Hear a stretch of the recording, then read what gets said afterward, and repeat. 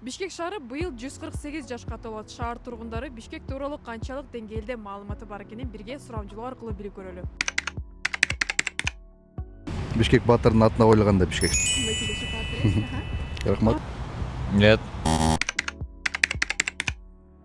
Пишбек, Фрунзе, Бишкек. Эки жолу. Сизге бир репортерге жумушка алып Спасибо. Фрунзе, Пишбек, Бишкек. Сиз үчүн сизге репортерге жумушка алып Рахмат. Билбейм. 80 көргөн элем, бирок унутуп калдым да аны. 100. Чоң рахмат. Орозо мискал болсун. 30 метр эмеспи?